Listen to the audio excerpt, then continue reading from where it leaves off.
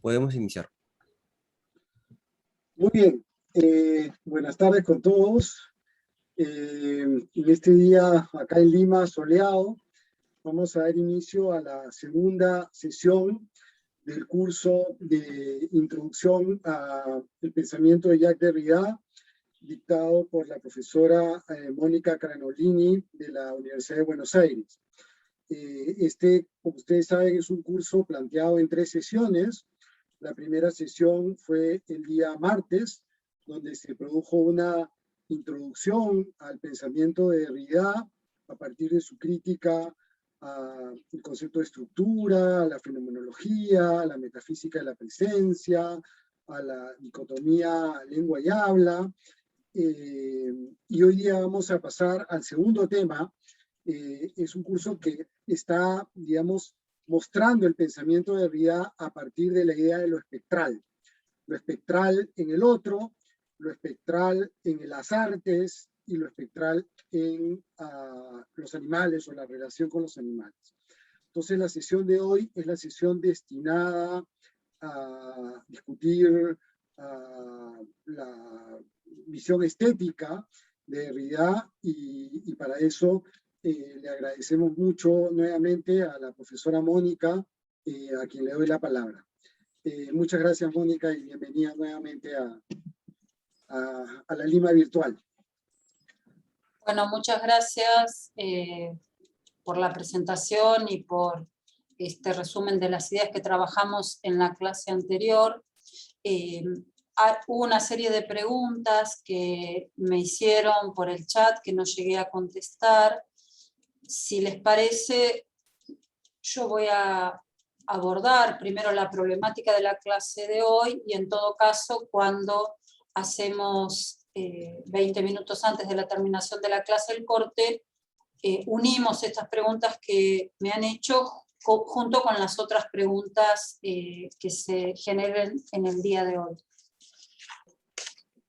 Bueno, para plantear esta problemática de lo estético en Derrida y el modo en que Derrida aborda las cuestiones estéticas, tengamos en cuenta lo que yo señalé en la clase anterior, que es el modo en que el pensamiento derridiano está atravesado por la problemática de lo otro y el modo en que no se puede hablar en Derrida de géneros en el sentido tradicional del término, y por eso muchos detractores de la filosofía derridiana señalan, bueno, hay una confusión acerca de los géneros, no se sabe si está haciendo filosofía, si está haciendo literatura, etcétera, etcétera. Bueno, esta, entre comillas, confusión tiene que ver precisamente con un intento de deconstruir los ámbitos tradicionales, marcados, limitados, de los saberes, ¿no?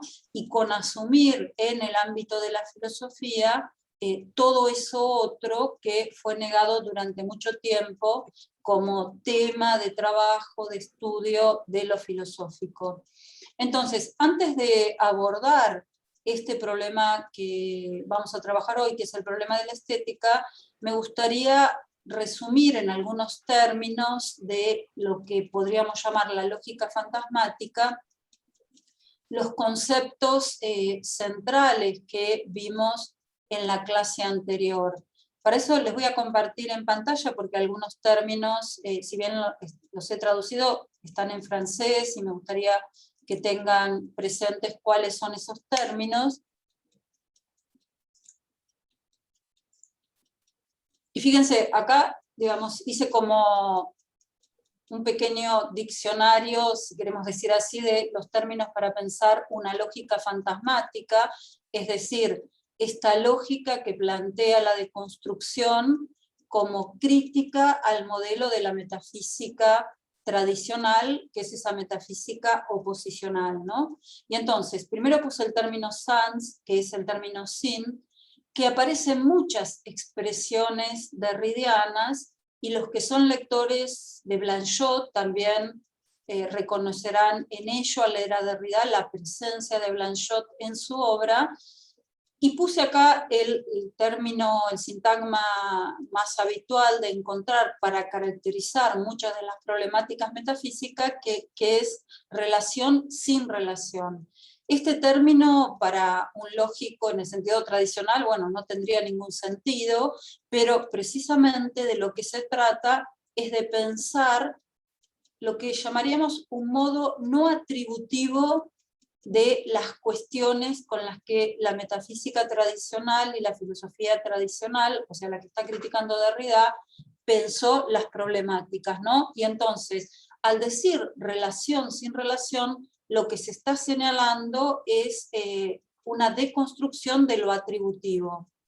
El otro término que puse en estos términos para pensar la lógica fantasmática es el término Presc, que traducimos por casi, y fíjense, este término también es muy importante porque cuando estamos acostumbrados en la tradición occidental a pensar en términos de, sumamos, o lo femenino, o lo masculino, o la claridad, o la oscuridad, lo que señala el casi es algo que está entre, ¿no? Por eso el último término que aparece acá justamente es entre, que es ese término que, como yo les señalé en la clase anterior, caracteriza el modo de ser fantasmático, ¿no? El fantasma es lo que está entre la vida y la muerte, no está ni vivo ni muerto, ¿no? Después está el término peut-être, quizás, que para los que son lectores de Nietzsche les recordará, y de ahí lo toma Derrida, el vielleicht nietzscheano, el quizás nietzscheano, que alude a una forma de vincularse con lo que vendrá no determinada, ¿no? Es decir, esto a nivel de la política y a nivel de todo lo que tiene que ver con las cuestiones de la justicia derridiana es muy importante porque justamente señala una posibilidad, y acá voy a señalar un sintagma también que a algún lógico le puede parecer repudiable, señala una posibilidad imposible, ¿no? Es decir, el pensamiento de lo imposible, que es parte de la idea de la política del porvenir, que es esta política del quizás, es parte importante de la deconstrucción. Y en último término, el último sintagma es el ni-ni, que lo hemos visto en la clase anterior para caracterizar esto de no estar ni vivo ni muerto. Entonces, tengamos presentes todos estos conceptos para articular una lógica fantasmática porque, como señalé en la clase anterior y como ustedes han visto en el programa, el espectro, el fantasma es la noción que va a articular las problemáticas que vamos a ver en las 3 clases de este curso, ¿no?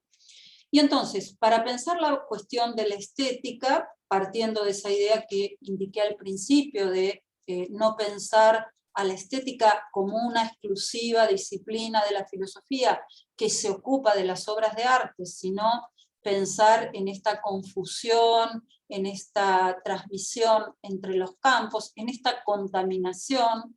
Contaminación es un término también muy caro a la deconstrucción, justamente para indicar que mientras que los saberes tradicionales se plantearon de una manera separada, aislada del resto, y establecieron su jerarquía, su modo de ser, a partir de ese aislamiento, la contaminación está indicando esto de estar siempre atravesados por la otredad, ¿no? Por el otro, los otros y por lo otro. Entonces, para pensar el modo en que la deconstrucción derridiana aborda las cuestiones estéticas, el primer término, la primera expresión que tendríamos que tener en cuenta es una expresión derridiana que ya él comienza a utilizar en los años 70, que es la expresión clausura de la representación. ¿A qué alude la idea de clausura de la representación? Básicamente señalemos lo siguiente: si la deconstrucción, enfrentándose a la historia de la metafísica tradicional, la critica en esos términos que indicamos en la clase anterior, logofonocentrismo, logofalocentrismo, logofono-falo-carnocentrismo, en donde en todos esos términos se indicaba un lugar de centralidad es decir, aquel elemento que funge como fundamento en los distintos sistemas de pensamiento y que tiene un lugar de centralidad, si eso está criticado y está, digamos, dentro de la idea de la deconstrucción, se retoma también la idea nichiana acerca de que el origen como dador de sentido, como dador de la escala jerárquica de los valores morales, etcétera, etcétera, ya no está. Nietzsche lo dice, lo resume en la expresión Dios ha muerto. Entonces, si no está el dador del sentido, el origen, que es el orden de lo invisible, que en la representación estética es llevado al orden de lo visible, ¿qué es lo que pasa con esa representación estética? ¿Hay representación? Este tema, digamos que es un tema que aparece en distintos autores de la filosofía contemporánea y que han trabajado temas de estética, creo que tiene como un ámbito para comprender de qué estamos hablando muy claro, que es el modo en que algunos autores han trabajado la problemática del ángel, ¿no?, en la estética contemporánea. Y quiero hacer esa analogía porque me parece que puede aclarar bastante los términos. Si nosotros pensamos en la tradición de la estética, pero también en la tradición de la religión, digamos, del ámbito occidental, que es básicamente la religión cristiana, si pensamos en la cuestión del ángel, el ángel siempre aparece como el mensajero, ¿no? Es lo que dice la palabra angelos, ¿no? Es decir, el ángel es el mensajero. ¿El mensajero de qué? De la voz divina que permanece, diríamos, en el orden de lo invisible y en el orden de lo irrepresentable, y entonces el ángel aparece como aquel que hace visible lo invisible, digamos, hace oír la voz de Dios, hace oír la voz de lo irrepresentable. Entonces, fíjense que la cuestión de la visibilización implica, por un lado, el hecho de que hay un representante de lo invisible, y en este caso, para nosotros, en lo que vamos a trabajar, es el artista, y hay, por otro lado, la cuestión de lo que se representa, es decir, aquel mensaje que el ángel, que es un mensajero, va a transmitir. Lo que he estudiado, digamos, y en ese sentido hay bastante literatura de distintos autores, menciono entre ellos a Massimo Cacciari en El ángel necesario. Lo que se ha estudiado en el ámbito de la estética contemporánea es qué ha pasado con la representación que aparece en distintos artistas del ángel como mudo, ¿no? Es decir, ese ángel mudo es el ángel que ya no tiene un mensaje para transmitir, es decir, ya no está el orden de la significación, el orden de lo divino como dador del sentido, ya no está el origen, y entonces se cortó esa cadena de la representación y de la transmisión, y el ángel ya no tiene mensaje. Entonces aparece representado en la estética, en el arte contemporáneo, o como el ángel mudo, o como esos ángeles niños, infantes, es decir, sin palabra, que representa en sus dibujos Klee, ¿no?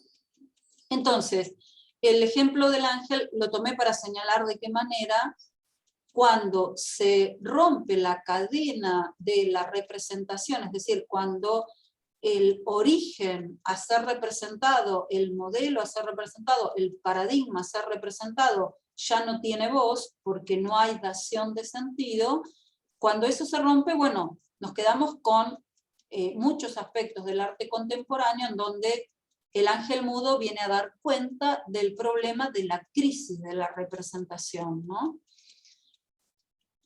En este sentido, yo les decía, Derrida, ya en los años 70, habla de la clausura de la representación, retomando la figura de Artaud, ¿no? Es decir, de qué manera Artaud plantea justamente esa clausura de la representación, porque para Artaud la obra es producción de obra. O sea, la obra ya no viene a transmitir un mensaje, no es, digamos, la obra teatral, la representación de un mensaje de un otro, en donde el actor vendría a representar, supongamos, el texto de un determinado autor dramático que escribió una obra teatral que va a ser representada, sino que lo que va a ser patente Artaud es que se escenifica nada. Es decir, que no hay un mensaje, un sentido transmisible y representable, y entonces la representación es representación de nada y no representación de un otro, y la obra misma es producción de obra.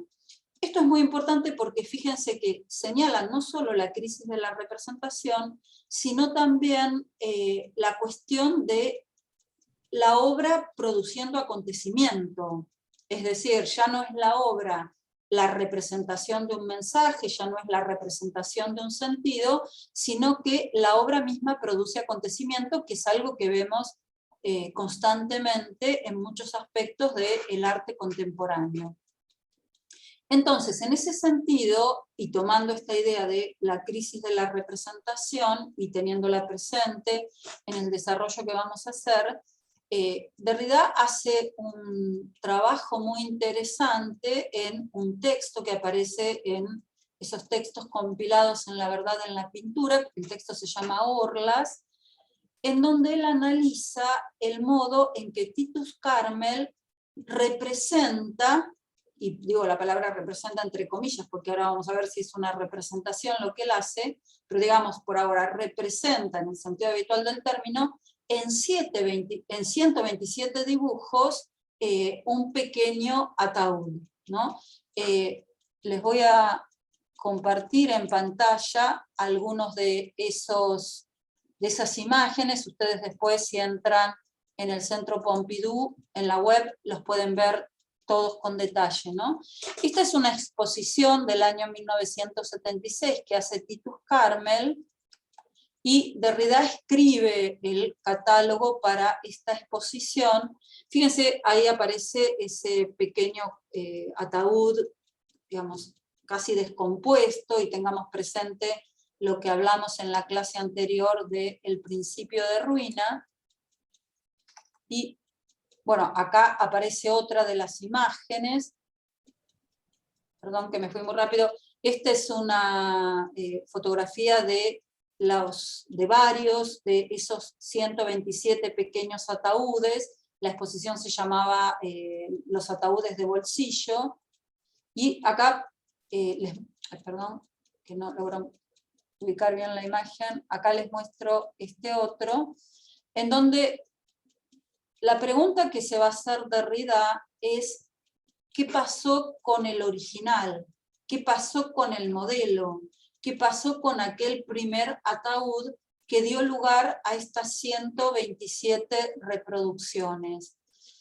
Y entonces, ¿por qué es importante esta pregunta? Porque fíjense que está señalando, hay un original del cual el resto de estos dibujos de Titus Carmel representan reproducciones más o menos transformadas.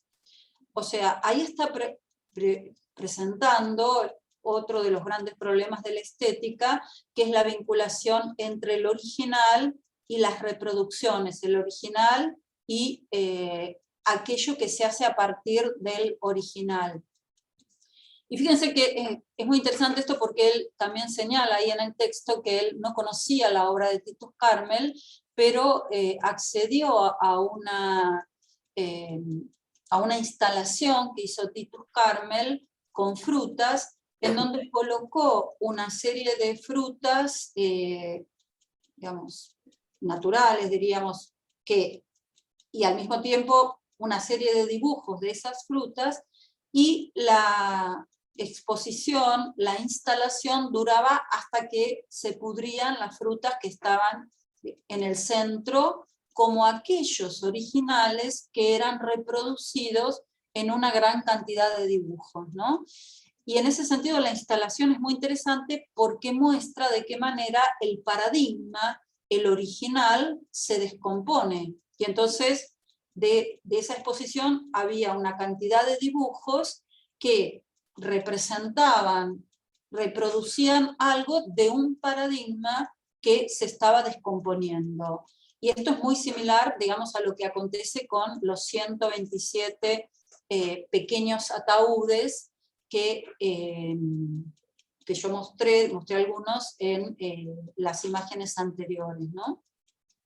Y entonces, con esto estoy señalando, si hay una crisis de la representación y el origen como dador de sentido ya no está, porque en la filosofía contemporánea, o en buena parte de la filosofía contemporánea, se da cuenta de la crisis del fundamento, algo de lo cual ya hablamos en la reunión anterior.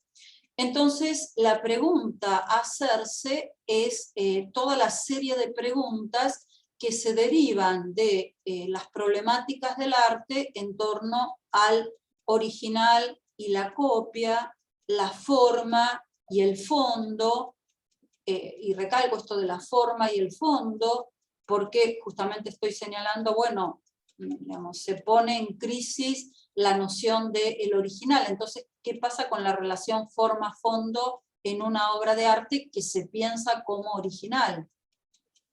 ¿Qué pasa con el soporte material de la obra de arte, ¿no? Todas estas cuestiones son las que aborda Derrida en sus diversos trabajos. Yo en la selección que les coloqué, digamos, para esta parte de la unidad, sobre todo les puse un texto que habla de la noción de subyectil. Ahora enseguida lo voy a aclarar, esa noción que tiene que ver con la idea del soporte material de la obra y el modo de plantear esta cuestión desde la deconstrucción. Y luego un texto sobre la problemática del cine, porque justamente el cine es de las artes reproductivas del siglo XX la que hace más evidente la cuestión de lo fantasmático, ¿no? Por eso les había pedido también si podían ver Ghost Dance, ese primer film en el cual Derrida participa y justamente habla de los fantasmas, y también el film que dirige Safa Fatih, Daliers Derrida. Entonces, para explicar todas estas cuestiones, me gustaría comenzar con una pequeña anécdota personal. A mí en general no me gusta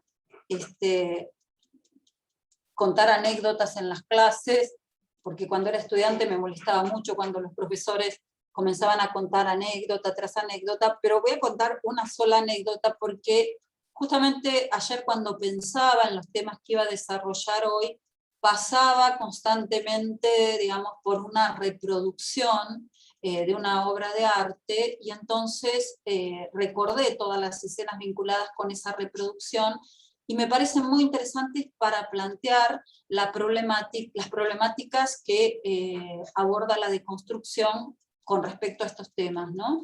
Bueno, y entonces la anécdota que les quería contar es la siguiente. Yo, digamos, de los artistas del Renacimiento, con los que siento una gran afinidad desde el punto de vista de la emoción que me provocan, tengamos en cuenta esta cuestión de la emoción, ¿no? Que Derrida, en uno de los textos que les dejé, la aborda como el afecto que nos provocan las obras de arte, y como siempre en vinculación con una obra de arte hay toda una cuestión afectiva. Bueno, les decía, uno de esos grandes artistas del Renacimiento que me encanta es Botticelli, y cuando tuve la oportunidad en los años 90 de ir a la Galería degli Uffizi en Firenze para ver las obras de Botticelli, sobre todo la que se llama La alegoría de la primavera, o La primavera, que es de la cual voy a hablar ahora, la verdad que estaba muy emocionada esperando llegar a la sala de Botticelli. Bueno, ahí me encuentro con la obra, con la emoción, bueno, que muchos de ustedes habrán sentido que le acontece a uno cuando se encuentra por primera vez de frente con la materialidad de la obra que ha visto muchas veces en reproducciones, en libros y demás, ¿no? Porque ahí nos encontramos, yo diría, en un cuerpo a cuerpo con el artista, ¿no? Y entonces, bueno, tengo esa emoción de estar frente a la obra de arte que admiraba tanto. Y después, bueno, Cuando salgo, como vieron siempre a la salida de los museos está la tienda en donde se venden las reproducciones de estas obras de arte, bueno, y tengo una suerte de indecisión acerca de si voy a comprar o no voy a comprar una reproducción de la primavera. Bueno, finalmente decido que no, pero cuando salgo de la Galería del Uffizi me encuentro con un vendedor ambulante, un senegalés, que está vendiendo justamente reproducciones, las mismas reproducciones que estaban adentro del museo, y lo primero me muestra la alegoría de la primavera. Bueno, entonces a mí me parece ya como un signo del destino que debo comprar esa obra de arte, y en el momento en que le entrego el billete, bueno, no me acuerdo cuántas liras valía en ese momento, pero bueno, en el momento en que le entrego el billete y él me entrega la reproducción, acontece una escena que la tengo grabada en mi mente como cinematográfica. ¿Por qué? Porque veo avanzar en dos caballos blancos y con sus capas que caen sobre los caballos a dos carabinieri, ¿no? Y entonces, ¿a qué venían? Bueno, justamente a echar de ese lugar al pobre vendedor, que se va corriendo con lo que recoge de sus obras, muchas quedan ahí esparcidas, bueno, y se va perseguido por los carabinieri. Y entonces, esa escena, digamos, a mí me quedó muy grabada. En ese momento dije, qué pena no haber tenido una cámara, o que nadie con una cámara haya registrado esta escena, porque realmente era como una aparición majestuosa, digamos, en estos dos caballos blancos de los carabinieri, ¿no? Pero bueno, la anécdota no termina ahí, ¿no? Porque cuando tengo esa obra reproducida, cuando vuelvo a Argentina, la obra descansa mucho tiempo, digamos, dormida dentro de su envoltorio, y en un momento mi madre, que en ese momento estaba haciendo varios cursos de técnicas artísticas, me pide si tengo alguna reproducción de una obra famosa para aplicar una técnica que posiblemente alguno de ustedes, si hace artes, artesanías, tenga presente, que es lo que se llama arte europeo, que es una técnica que consiste en aplicar sobre determinadas láminas una suerte de laca o barniz que les da volumen, ¿no? Y entonces, bueno, cuando lo termina de hacer, me lo entrega mi madre, y bueno, ahí ya me veo en el problema, bueno, la voy a tener que enmarcar y colocar en algún lugar, porque ahora la obra es otra, es decir, no es la reproducción de las reproducciones que había en el museo de la obra de Botticelli, sino que es otra obra porque, digamos, tiene una dimensión, casi tiene como un efecto de 3D que le da este otro elemento, ¿no?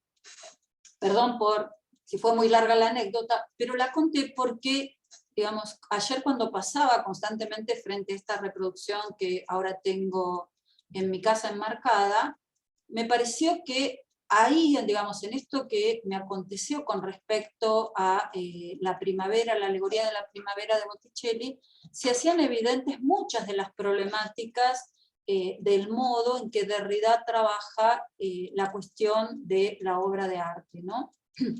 Fíjense, primer punto, yo tengo una reproducción que vende el museo reproduce algo que es un original, pero ni siquiera tengo la reproducción original del original que vende el museo, que lleva un sello que dice, digamos, Galería del Uffizi, sino que tengo otra reproducción que no sé de dónde sale, que es la que tenía este vendedor, que no tiene el sello originario del museo, ¿no?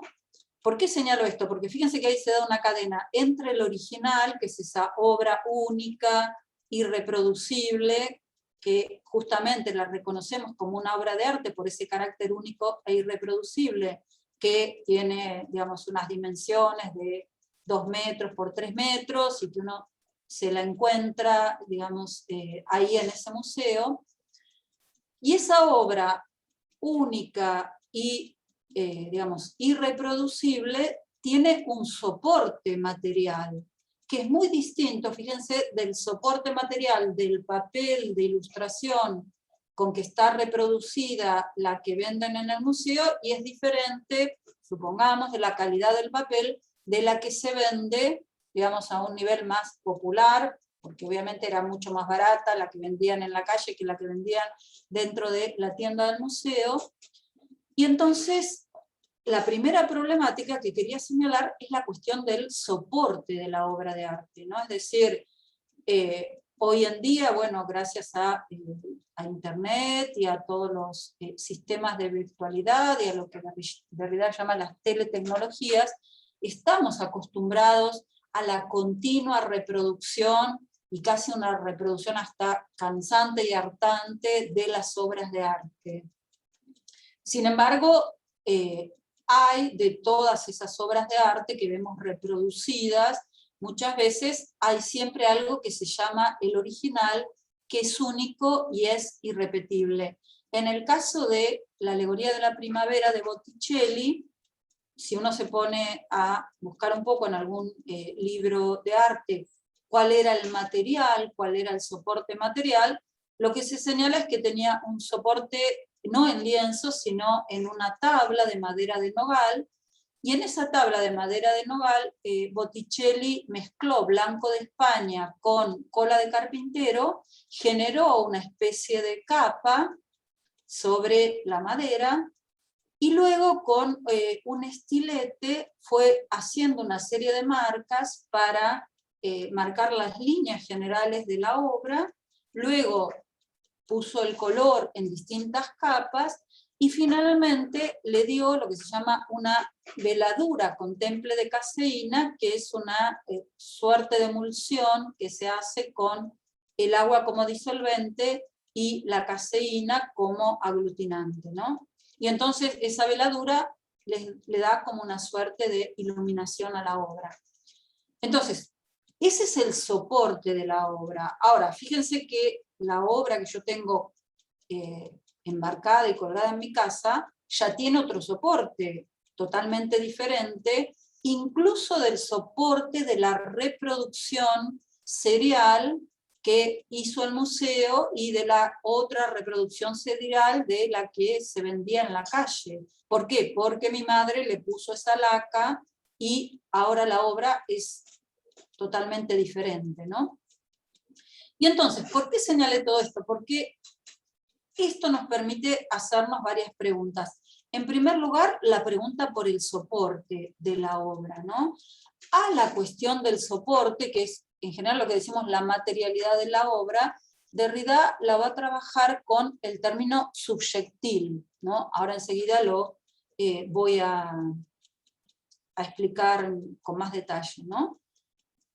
Pero además de ese soporte de la obra, nosotros diríamos, en la alegoría de la primavera hay una representación que alude a ciertos temas míticos, y entonces la pregunta es, ¿esa es la forma de la obra? Nosotros estaríamos tentados de decir, bueno, sí, hay un soporte material, que es el modo, digamos, es el lugar sobre el cual y acá introduzco la palabra subjectil, y la palabra subjectil viene de subjectum, lo que está por debajo, y entonces toda obra de arte tiene algo que está por debajo, que es lo que llamamos el cuerpo de la obra, la materialidad de la obra, y ahí Derrida lo que va a destacar es que no solo está el cuerpo de la obra ahí, sino que también está presente el cuerpo del artista.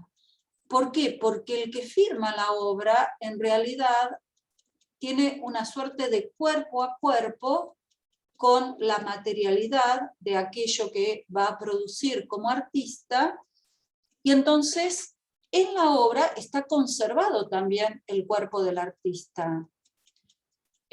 No sé si se entiende bien esto que estoy señalando, pero creo que puedo dar un ejemplo de la literatura que a lo mejor lo hace más accesible.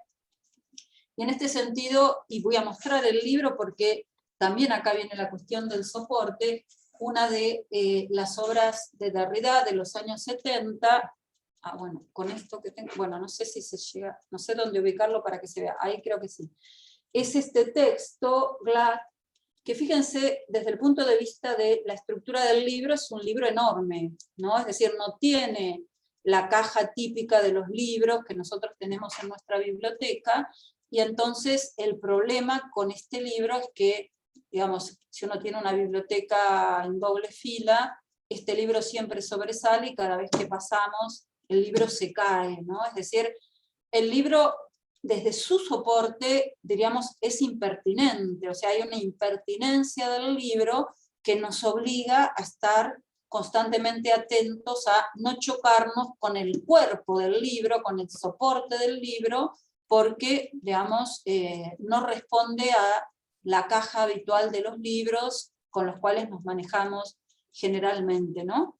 Pero además, otra de las características que tiene este libro es esta hoja suelta que aparece en muchas obras de Derrida, que fíjense que dice, por favor, insertar, que también hace patente el problema del soporte material de la obra. ¿Por qué? Porque ¿qué hace una hoja suelta en un libro que pensamos es una unidad de sentido?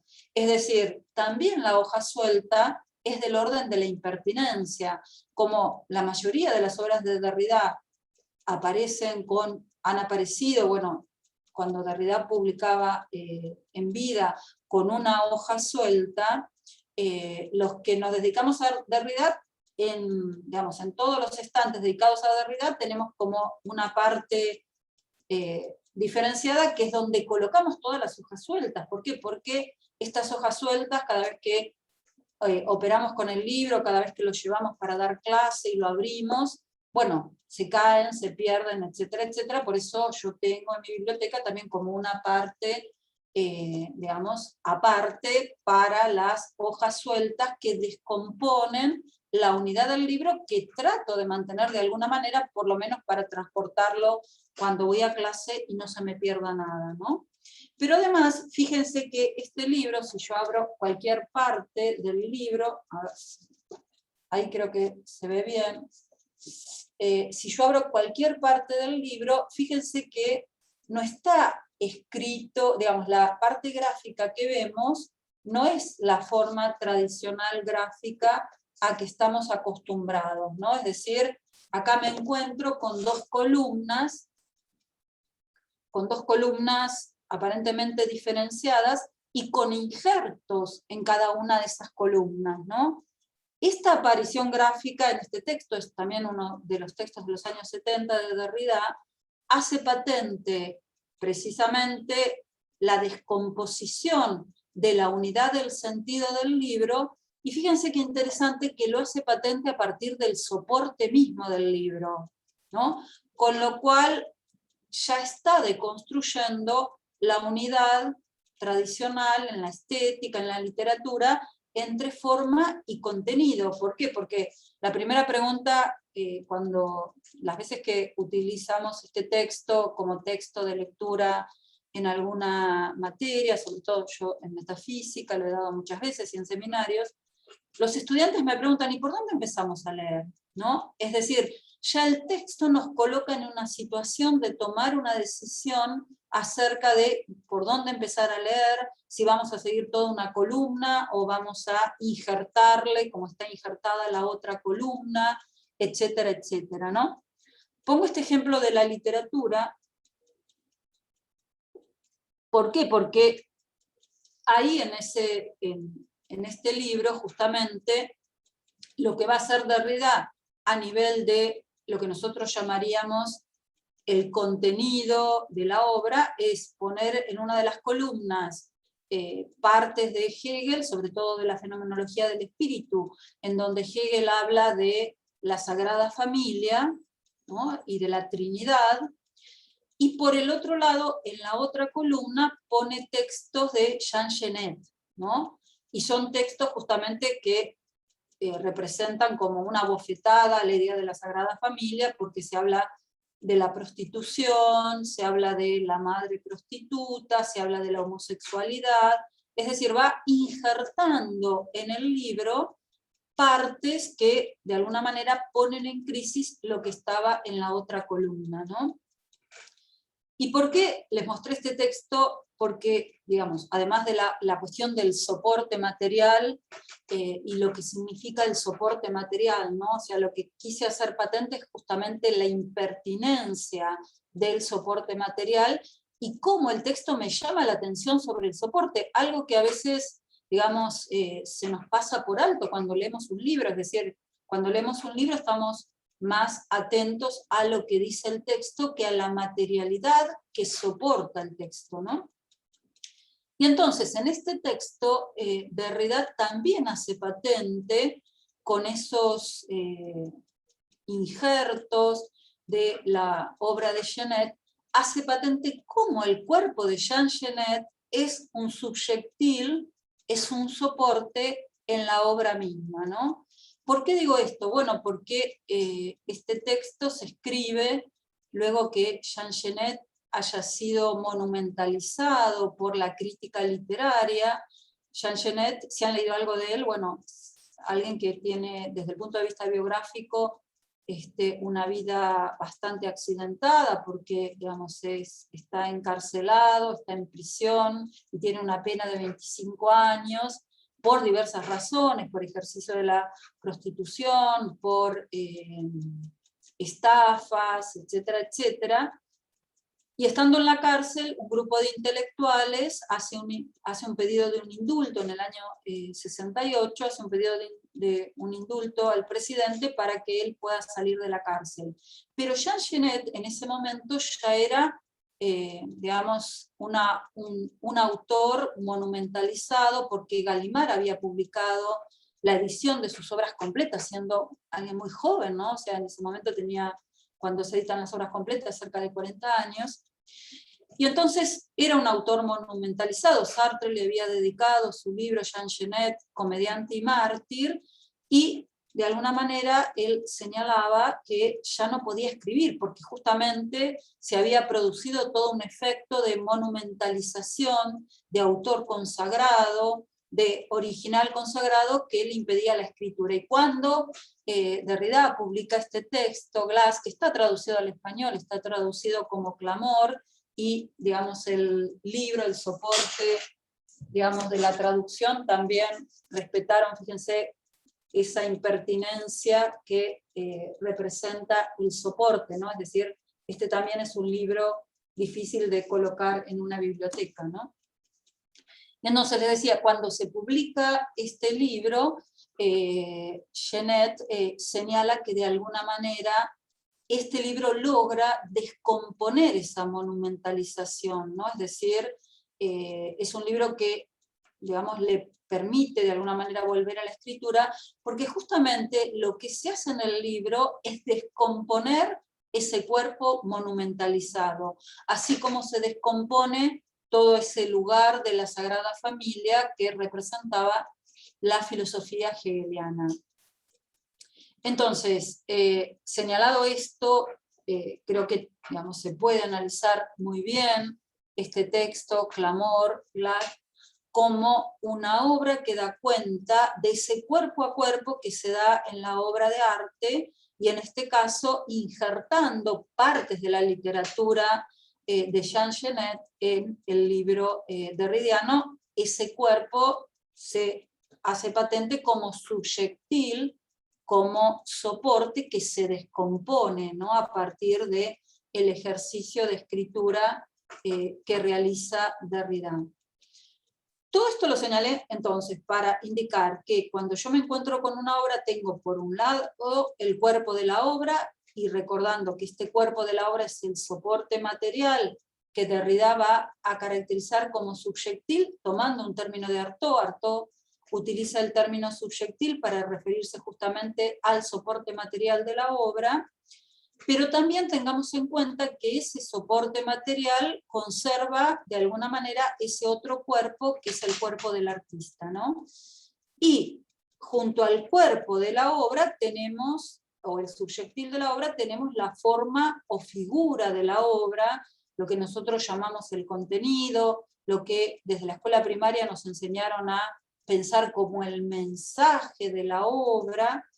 Y en ese sentido, esa forma o figura se coloca sobre el soporte, ¿no? Es decir, pareciera que hay una relación en donde la forma o la figura está colocada sobre el soporte. Es lo que decía anteriormente con la referencia a la alegoría de la primavera de Botticelli, ¿no?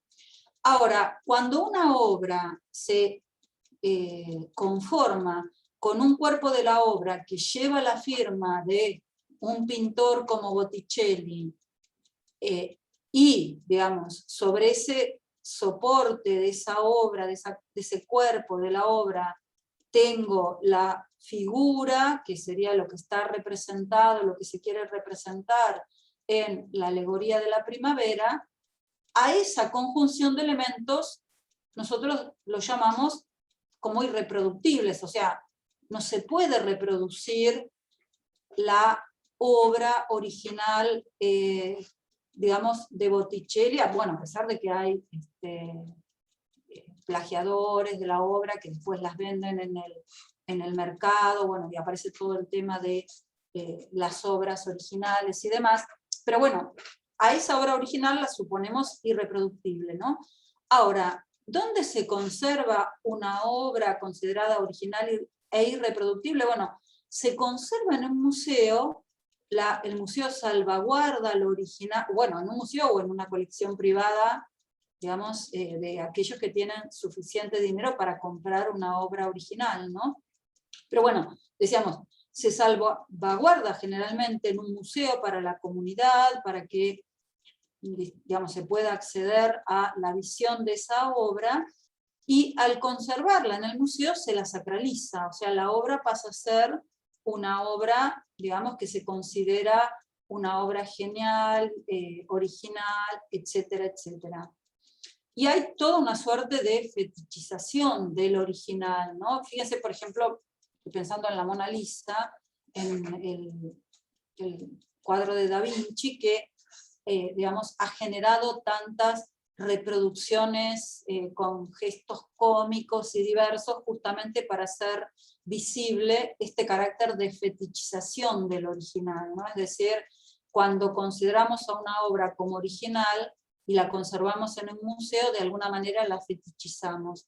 Pero fíjense que al mismo tiempo el museo, a pesar de que reconoce este carácter original de la obra, se da el lujo de reproducirla, de hacer reproducciones de la obra y venderlas en el museo mismo, ¿no? Y entonces fíjense que se da el hecho de que la obra de arte está en el mundo del mercado, en donde algo que es del orden del original queda espectralizado porque pasa a ser una mercancía y, digamos, constantemente vemos subastas en las cuales se pagan millones y millones de dólares o de euros por obras de arte, y entonces en ese sentido una obra original se vincula con lo fantasmático desde el punto de vista de la vinculación con el capital. Recuerdan lo que mencionamos en la clase anterior, cómo Marx caracteriza precisamente al capital y al mundo del mercado como lo fantasmático, porque justamente mientras que el trabajo vivo para Marx es el trabajo del operario, del obrero, el capitalista tiene trabajo muerto, ¿no? Que necesita ser, digamos, vivificado por la sangre, por el trabajo del obrero, ¿no?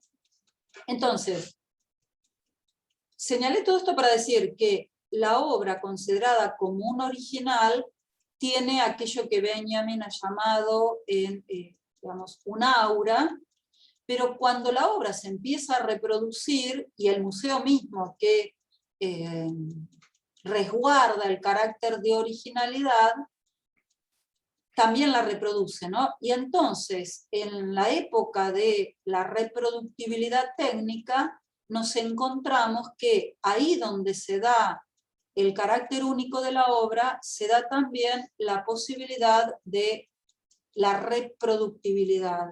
Y se da también la posibilidad de la separación del soporte, el zócalo de la obra, aquello que es el soporte con respecto a la forma.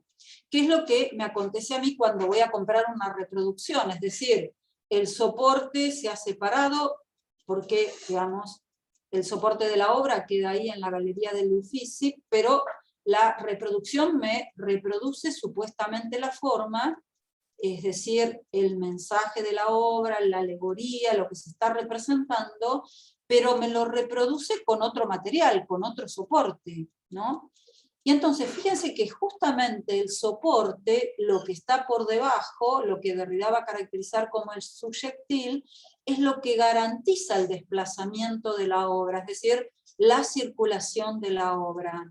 O sea, el soporte tanto sostiene lo que Derrida llama la solidez de la obra, pero también la expone a la fragilidad, porque justamente ese soporte, como ha acontecido con muchas grandes obras famosas, ese soporte tienta a alguien a apropiárselo y robárselo, y entonces irse, digamos, los robos que se han producido a lo largo de la historia en los museos, de las grandes obras de arte, o bueno, en las colecciones privadas, digamos, ese soporte puede ser transportado porque puede circular, y además, digamos, de esta posibilidad, ese soporte puede ser destruido, ¿no? Es decir, hay como una perversibilidad de la obra única y original, en el sentido de que el soporte que la sostiene es tan frágil que puede ser, por ejemplo, quemado. Bueno, conocemos casos de personas que entran a los museos y queman obras de arte o intentan quemarlas, ¿no? Es decir, hay ahí como un carácter del soporte que le da al mismo tiempo la solidez a la obra, porque, diríamos, la obra se inscribe sobre ese soporte, la obra se apoya sobre ese soporte, pero al mismo tiempo el soporte enciende el deseo de propiedad de otros que se la quieren apropiar, y también, digamos, hace patente justamente el carácter frágil de la obra.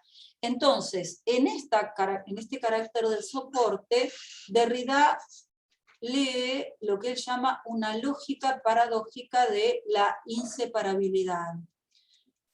¿A qué se refiere con eso? Fíjense que la expresión lógica paradójica remite a lo que les compartí en pantalla anteriormente, de esos términos desde los cuales podemos pensar la lógica de la deconstrucción, ¿no?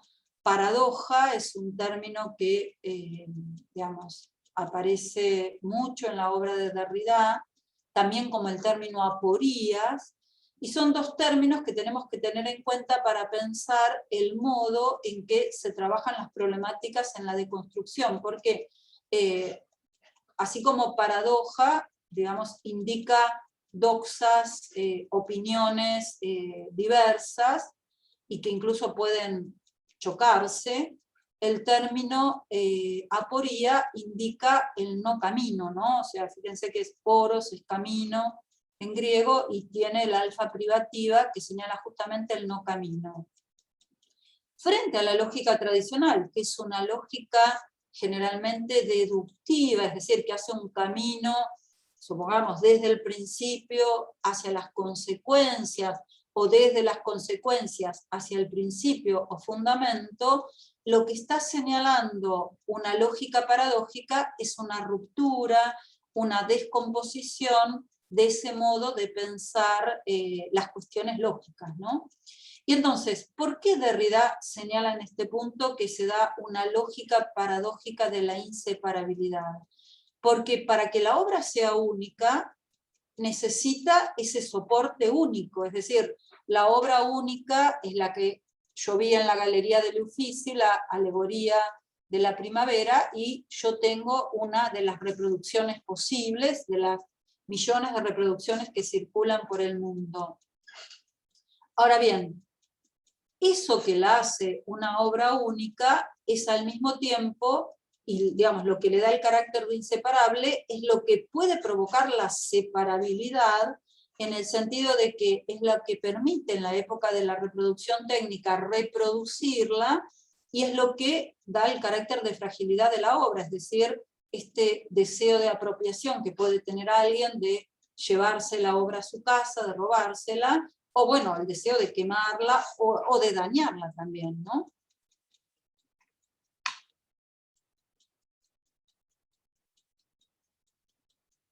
Entonces, todas estas cuestiones que he mencionado, para Derrida se hacen patentes en unos dibujos que son unos poemas en papel, y que es un papel quemado, agujereado, de Artaud.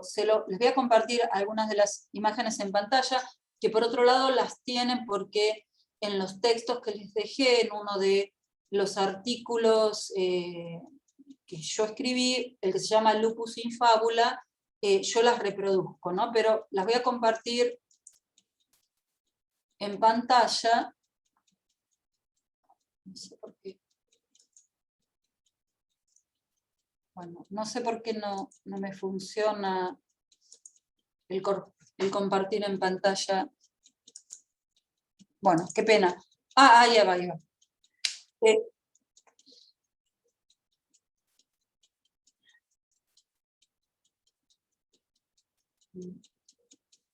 Bueno, la iba a compartir en pantalla, pero acá está. A ver si la puedo compartir desde ahí. Fíjense, estas son algunas de las imágenes que yo pongo en el artículo. Acá, ¿con qué nos encontramos? Con papeles sobre los cuales ha dibujado y ha pintado con témpera Artaud, que tienen poemas o misivas. A estos textos, bueno, u obras artísticas, tenemos que decir, porque no son poemas solamente, sino que está el soporte, el subyectil intervenido a estos poemas o estas obras de arte. Artaud las llama sort, ¿no? Es decir, el término sort alude a el destino, a la chance, ¿no? Es decir, la idea de suerte también, ¿no? Diríamos que son misivas que él envía, pero fíjense que el carácter que tienen es que están agujereadas, están quemadas, ¿no? En esta que pongo acá como figura 3 se ve la obra quemada. A ver Mónica, si... disculpa, no estamos ¿Sí? en realidad, no estamos en ese momento viendo tu pantalla. Qué pena. Entonces no lo pude Yo compartir. te la busco porque en el material y lo comparto en un momento, ¿sí? Claro, no pude compartirlo porque está en PDF y no sé por qué no me dio la opción de compartir en pantalla, ¿no? Es en Lupus in Fabula, ¿no? A ver si ahora lo tomó. Ahora sí. Ahí está. Sí, no me había aparecido antes, pensé que sacándolo desde el inicio lo podía compartir, pero no. Bueno, muy bien. Fíjense, acá, bueno, primero muestro esta imagen en donde se ve un papel quemado, digamos que nosotros diríamos está como destruido en su soporte, está agujereado, está atravesado, sobre la misiva, la supuesta misiva o los supuestos poemas que habían en el texto. Lo que hace Artaud también es marcarlos, tacharlos, y voy a la otra imagen que aparece acá en el artículo, estos otros textos en donde también se ve lo mismo, ¿no? Es decir, el soporte de la obra está quemado, está atravesado por una suerte de poros, ¿no? Es decir, pareciera que la obra, que tenía un soporte más o menos sólido, como es un papel, ahora tiene estos poros, ¿no? Y entonces, ¿por qué les mostré estas imágenes? Ahora no puedo volver al... No sé qué pasa, estoy tratando de volver a la... A ver. Ahí está. ¿Por qué les mostré estas imágenes? Porque fíjense que en esas imágenes, y el mismo Artaud utiliza el término subyectil para referirse a este soporte de estas imágenes, en estas imágenes se hace evidente cómo el soporte tiene ese carácter de fragilidad, ese carácter de, digamos, a pesar de ser el soporte que mantiene la originalidad de la obra, puede ser atravesado puede ser destruido. Acá lo interesante es que el mismo autor de la obra lo destruyó, es decir, lo quemó, lo rompió, etcétera, etcétera, ¿no? Más allá de todas las cuestiones que uno pueda plantear, porque como saben, digamos, Artaud estuvo, digamos, internado en manicomios varias veces, ¿no? Digo, más allá de toda esa cuestión, porque alguien podría interpretar psicológicamente, bueno, es la obra de un desquiciado, más allá de esas cuestiones, lo que interesa acá es que estas pequeñas obras de arte, estos sorts, hacen patente que el subjectil siempre es del carácter del entre.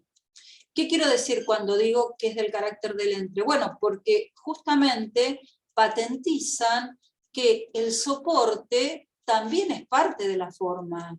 Es decir, lo que nos está señalando Artaud con estos poemas, con estas misivas, con estos envíos, es que ese envío, esa misiva, ese poema, también está atravesado y agujereado, y entonces hay algo de ese cuerpo a cuerpo del autor que yo antes mencionaba, que también se patentiza en la obra. Es decir, el cuerpo que está ahí presente en esa obra es el cuerpo agujereado de Artaud, y digo cuerpo agujereado porque es un cuerpo que las instituciones no logran soportar, y entonces va pasando por distintos lugares de internación. Es como una figura, bueno, habrán leído sobre Artaud, habrán leído sus obras de teatro, y tendrán presente cómo es una figura que no solamente tiene que ver con lo que mencioné al inicio de la clausura de la representación, sino que es un autor que hace patente de manera muy fuerte su corporalidad en la obra, ya sea la obra que pinta como la obra de teatro, ¿no?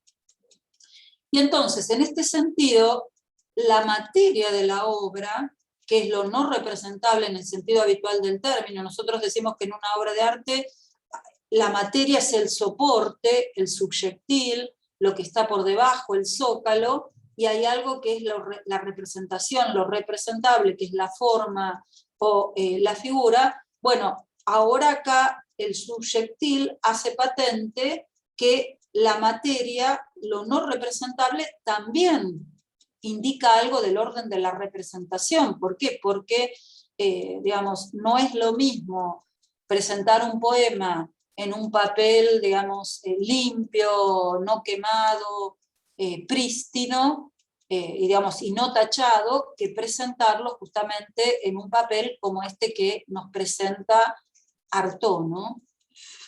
Y entonces, el análisis que hace Derrida, y este análisis lo hace en uno de sus textos que se llama Artaud le Moment, el análisis que hace Derrida es justamente señalar de qué manera la profundidad de la obra, el espesor de la obra, la materialidad de la obra, en realidad es del orden de la superficie, ¿no? Es decir, esta obra hace patente de qué manera el soporte, que pensamos como el fundamento, como lo que sostiene, es del orden de lo superficial, ¿no?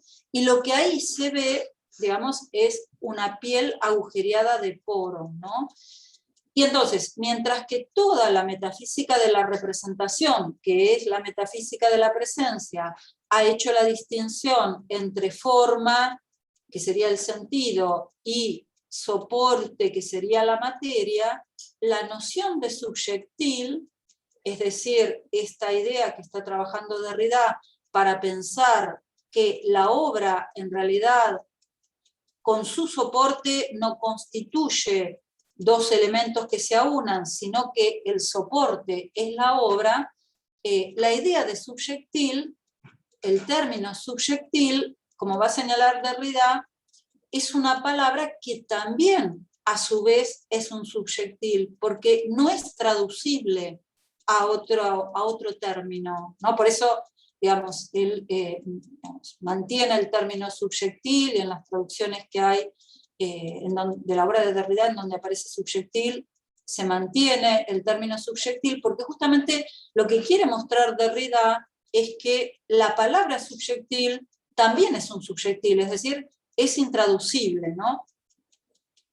¿Esto para qué? Para mostrar que el soporte material, nosotros diríamos, el soporte material del término subyectil, que es, bueno, si yo escribiera ahora en el chat subyectil, yo diría, en términos tradicionales, ese es el soporte material, pero justamente lo que hace patente el término es esa entre lo que habitualmente se llama el soporte y lo que habitualmente se llama la forma, ¿no? Y entonces, en ese entre dos, y esa sería una buena caracterización de la idea de subyectil, tenemos que pensar siempre en una lógica fantasmática, es decir, la metafísica de la presencia, la metafísica representacionista, es la que plantea hay un soporte y hay una forma. La crítica de la metafísica de la presencia, esto que señalé al inicio como la clausura de la representación, hace patente que no existe eso porque no hay origen a representar, es lo que quise indicar al comienzo con la idea del ángel y la transmisión del mensaje, no hay origen a representar y entonces lo que hay es entre dos, ¿no? Y esto da cuenta de la condición fantasmática o espectral de las obras de arte. ¿Por qué? Porque precisamente aquello que caracteriza la obra de arte no se puede definir ni de un lado ni del otro, porque el subyectil es la obra de arte, no es la materia que yo puedo separar para quedarme con la forma. Entonces, en este sentido, lo que hacen esos pequeños poemas de Artaud es arruinar la distinción que forma parte de muchas teorías estéticas entre la forma y el fondo. Este sería un primer punto. Por otro lado, tengamos en cuenta que, digamos, además de esa distinción arruinada, yo mencioné, digamos, en la anécdota que les conté, la cuestión de la reproducción, es decir, lo maquínico, ¿no? Y Derrida va a tener en cuenta que toda gran obra de arte, aún, digamos, digamos, la alegoría de la primavera de Botticelli, o la Mona Lisa,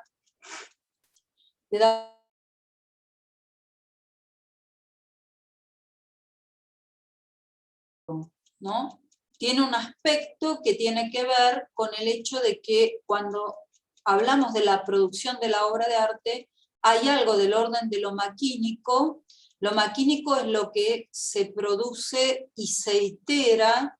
Acá utilizo el término iteración, Derrida hace como una búsqueda de un origen en el sánscrito, en el término itara, y señala que la iteración es la repetición de lo otro, ¿no? Porque él dice itara en sánscrito es traducible por otro.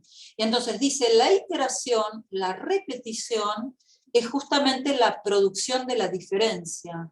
Entonces, en lo maquínico de toda producción de una obra de arte, lo maquínico no reproduce lo mismo, sino que reproduce lo otro. Esto, digamos, si son lectores de Nietzsche y leyeron sobre la cuestión del eterno retorno, fíjense que también está presente en Nietzsche el eterno retorno de lo mismo, que podría ser interpretado, o ha sido interpretado como la reproducción de la mismidad, justamente para Nietzsche. En esa repetición produce la diferencia, porque recuerdan que Nietzsche señalaba que si yo pudiera señalar que este instante que estoy viviendo en este momento, digamos, esta clase que estoy dando un 19 de agosto a las 5:15 de la tarde de Argentina, las 3:15 de Perú, se va a repetir 1 y 1000 veces, cuando yo digo sí, quiero que se repita, ahí estoy afirmando que no se va a repetir de la misma manera, porque precisamente ahí con el querer introduzco la cuestión de la diferencia, ¿no? Entonces, esta problemática está presente en el modo en que Derrida plantea la cuestión de lo maquínico de la producción, porque fíjense que si tenemos en cuenta lo maquínico, es decir, la iteración, tenemos que tener en cuenta que en toda obra de arte hay algo del orden de la serialidad y hay algo del orden del acontecimiento. Y la serialidad misma produce acontecimiento, porque no hay una reproducción en serie de la mismidad. ¿Por qué no hay una reproducción en serie de la mismidad? Porque justamente no hay un origen, ¿no? Recuerdan que comencé precisamente señalando esta cuestión de el origen y la crisis de la representación a partir de la figura del ángel, ¿no? Entonces, tengamos presente ahora este otro elemento, es decir, señalé el elemento del soporte o el zócalo o el subyectil y la supuesta forma, indicando que hay un entre dos. Ahora estoy señalando que en la producción de la obra hay tanto acontecimiento como serialización. ¿Por qué hay siempre serialización? Porque aún la obra de arte más única, en la medida en que no hay origen, es huella de huella, ¿no? Y acá, digamos, vamos al concepto de huella, del cual hablé en la clase anterior, y fíjense que el concepto de huella da cuenta de la condición fantasmática, da cuenta de ese estar ese entre dos que también está presente en la idea del subyectil, ¿no? Y entonces, teniendo en cuenta todos estos elementos, fíjense que Derrida, y eso aparece en el primer texto de las artes de lo visible, de esa selección de las artes de lo visible que les dejé en la carpeta de los textos, esta cuestión también involucra la cuestión del mercado, ¿no? Es decir, cómo se vende una obra de arte, cómo se valoriza la originalidad de la obra de arte, y ahí Derrida tiene muy presente que siempre hay una política y una economía del mercado de las obras de arte, pero a él lo que le interesa señalar es que en esas políticas y economías de las obras de arte siempre se manifiesta que lo de abajo de la obra de arte, es decir, el soporte, nos conduce a un abismo sin fondo. ¿Por qué nos conduce a un abismo sin fondo? Porque esto también se patentiza en el mercado de las obras de arte, porque ahí la obra de arte, que es original y única, es puesta en circulación, y es puesta en circulación con el capital, que tiene esa condición fantasmática que hacía patente Marx. Y fíjense que el capital es lo más neutro, lo menos original que existe, ¿no? Justamente es lo que puede circular por su carácter de intercambiable. En este momento, digamos que a partir de la pandemia, es como se volvieron a poner de moda las criptomonedas. Justamente las criptomonedas en el mundo de la virtualidad hacen patente ese carácter de neutralidad de la circulación del capital, ¿no? Y entonces, en la medida en que la obra de arte también está inscripta en el mundo del mercado, la obra de arte se enfrenta con este abismo sin fondo de no solo de la falta del origen fundacional, de la falta del paradigma, como vimos en el ejemplo de los pequeños ataúdes de Titus Carmel, sino también del hecho de estar incluida en el mundo del mercado, circulando como instancia de cambio, ¿no? Es decir, las obras de arte, las grandes obras de arte se venden y se venden a grandes valores.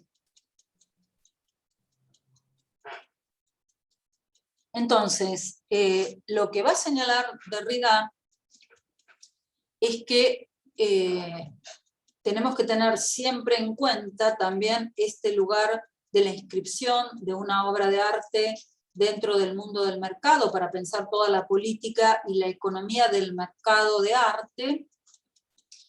Y otro punto a tener en cuenta también, además de estos que vengo señalando, es la cuestión de, en esto de ver cómo el subyectil es un entre dos entre el antiguo soporte y la forma, es ver también el lugar que tienen eso que llamamos parergon, el marco de la obra, porque fíjense, eso es muy interesante, porque fíjense, nosotros podríamos decir, generalmente el marco de la obra que es enmarcada, digamos, puede cambiar de marco y el marco no tiene demasiado valor, salvo, por ejemplo, en algunas obras, digamos, de la época del Renacimiento que se hacen en retablos, y ahí tenemos otro parergon, pero pongamos una obra que es un lienzo que se saca y se enmarca en distintos lugares, pareciera que el marco no tiene ningún valor.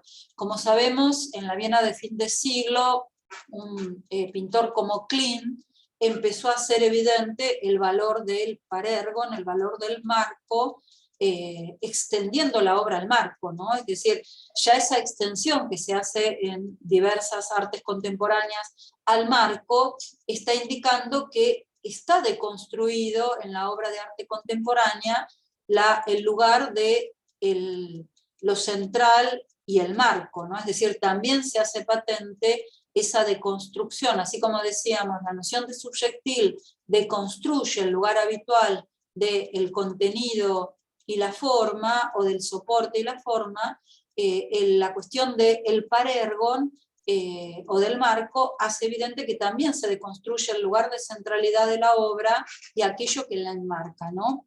Esto es un tema que Derrida trabaja en La verdad y la pintura, bueno, que aparece de alguna manera en el texto que yo les comenté, digamos que se remite a los pequeños ataúdes de Titus Carmel, porque ahí justamente el texto se llama orlas, ¿no? Y bueno, ¿qué son las orlas? En el arte barroco, las orlas son esas volutas que uno señala, bueno, son como un exceso de adorno. Bueno, acá lo que se está señalando es que aquello que tradicionalmente se consideró un adorno hay que pensarlo en términos de la deconstrucción también como parte de la obra, ¿no? Muy bien, señaladas estas características, digamos, la cuestión de la crisis de la representación, la cuestión de el paradigma deconstruido y descompuesto. Fíjense que cuando di el ejemplo de estas frutas expuestas que se descomponen, ahí hay que tener presente el principio de ruina, este desmoronamiento de toda la tradición occidental que señala Derrida. Hicimos referencia al lugar del subjectil y ese lugar del subjectil como entre dos, y el entre dos, así como hay un entre las grandes oposiciones de la metafísica occidental, también la idea del subjectil coloca la obra de arte entre las oposiciones, o sea, es un entre nociones habituales utilizadas en la estética, ¿no? Para analizar las obras de arte. Y el otro punto, digamos, señaladas todas estas características que son importantes para entender esto que voy a indicar ahora, es la cuestión de cómo en las teletecnologías o en las artes mediáticas contemporáneas se hace presente la cuestión de lo espectral. Acá en todo lo que señalé, lo espectral se hace presente en esta cuestión del entre, ¿no? Es decir, así como el fantasma no está ni vivo ni muerto, sino que habita entre, nosotros diríamos, en términos habituales, habita entre dos mundos, está entre el mundo de los vivos y el mundo de los muertos. Algo similar podemos decir con respecto a el modo en que pensamos la cuestión de lo cinematográfico, ¿no?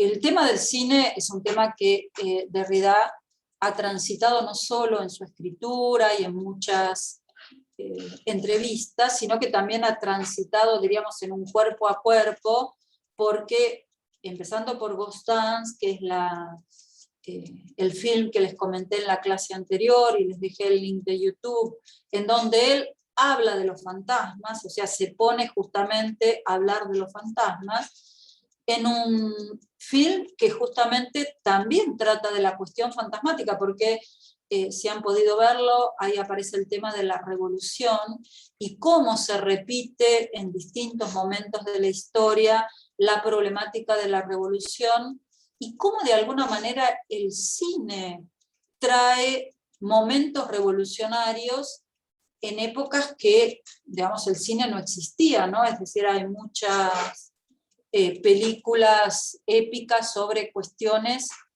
que nosotros podemos ver fantasmalizadas, digamos, cuestiones que hemos leído en los libros de historia, pero que el cine fantasmaliza, nos trae al ámbito de, digamos, de esa escenificación que se produce en una sala de cine, que es una escenificación fantasmática, es decir, es como que cuando estamos en una sala de cine aparecen todos los fantasmas en la pantalla, pero como dice Derrida, también aparecen nuestros fantasmas. ¿Por qué? Porque fíjense que en la entrevista que les dejé para leer, él señala que la cuestión de estar en una sala de cine, algo que, bueno, lamentablemente con la pandemia hemos perdido, acá en Argentina recién ahora se puede volver a las salas de cine,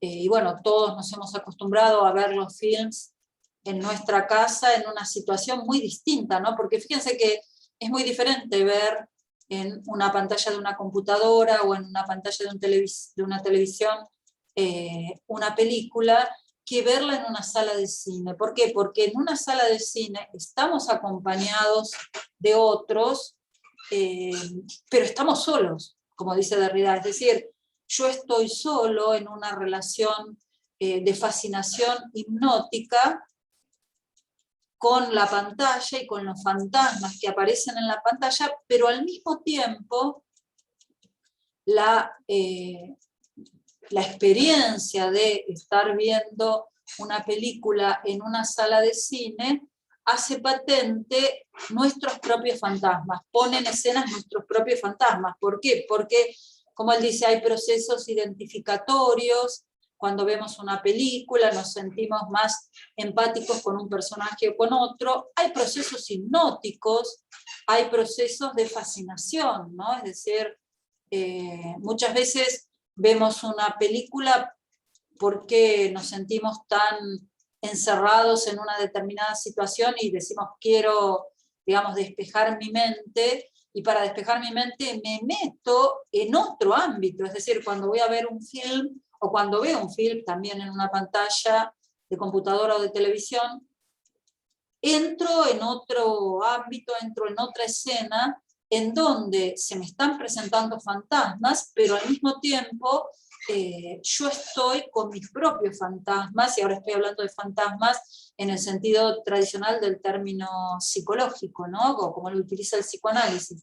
Entonces se produce ahí también un entre dos, entre el cuerpo a cuerpo del director que está intentando llevar adelante, digamos, una trama, o un collage de imágenes, o sea, depende del tipo de película, obviamente, pero supongamos una película en el sentido tradicional narrativo, está llevando adelante una trama, está poniendo su propio cuerpo en ese cuerpo a cuerpo que se da en toda obra de arte, pero al mismo tiempo estamos nosotros con nuestra corporalidad en una relación, en una situación social, porque estamos con otros, pero estamos aislados.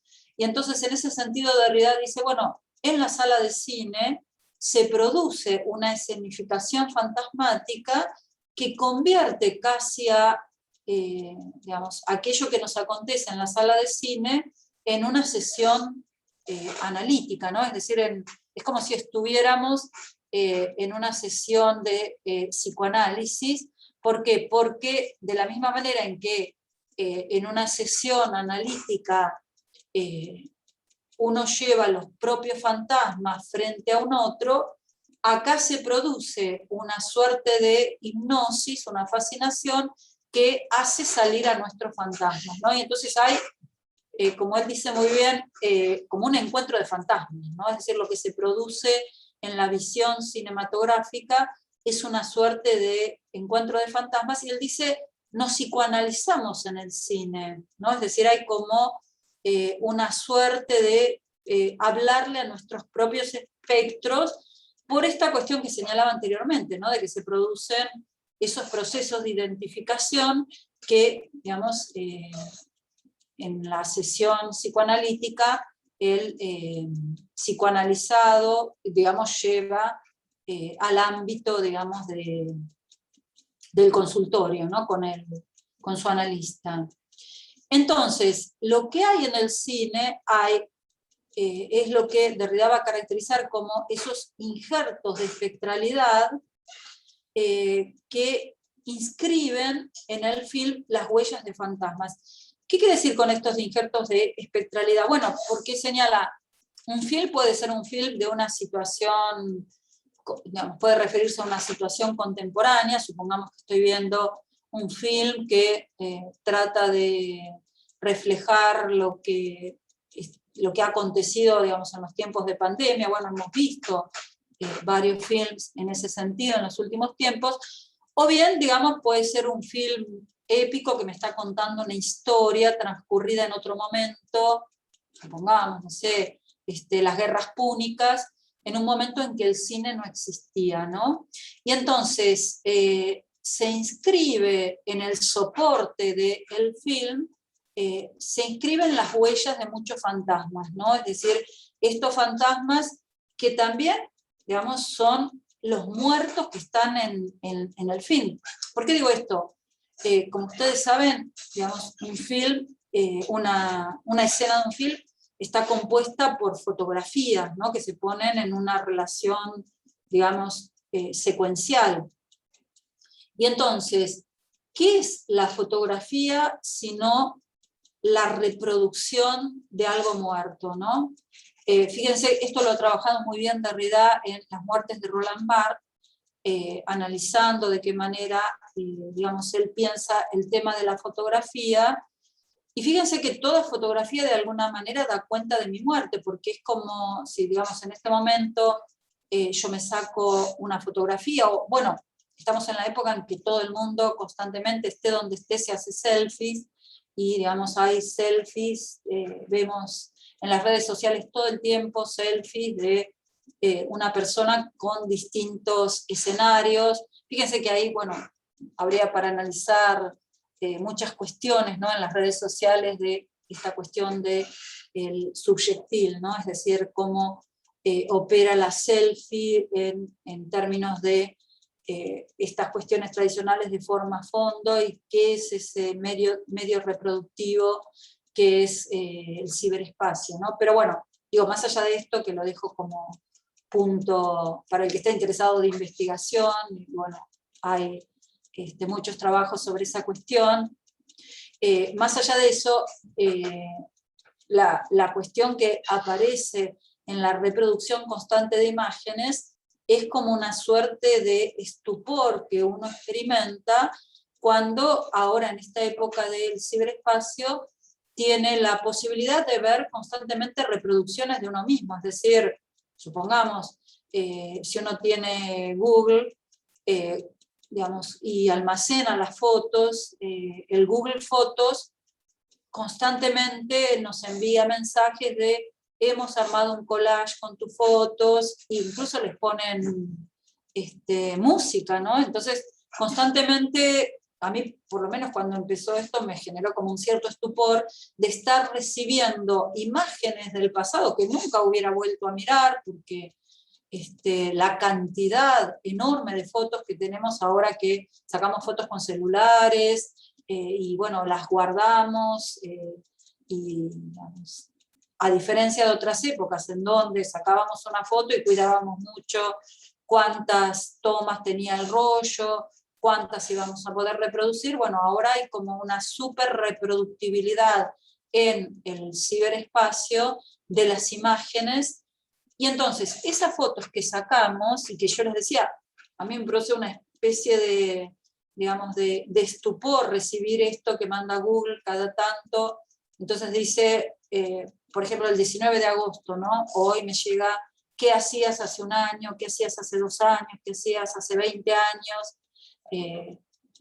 Digamos, de todas esas fotos conservadas que tiene, bueno, a uno le genera estupor porque ves su imagen o la imagen incluso de personas que ya no están, ¿no? Es decir, de repente sin tener yo la intención de ir a ver la foto de mi hermano muerto, Google me lo presenta, ¿no? Y entonces, esto que se hace de manera habitual a partir de la reproductibilidad que produce el ciberespacio, hace evidente un carácter de la fotografía también en el sentido tradicional del término, y es que la foto refleja la muerte, ¿no? Es decir, ¿por qué? Porque la foto detiene en un instante mi imagen, y esa imagen va a seguir perdurando durante mucho tiempo, sea en el soporte que esté, sea en el soporte del papel, sea en el soporte cibernético, y va a seguir perdurando después de mi propia muerte, ¿no?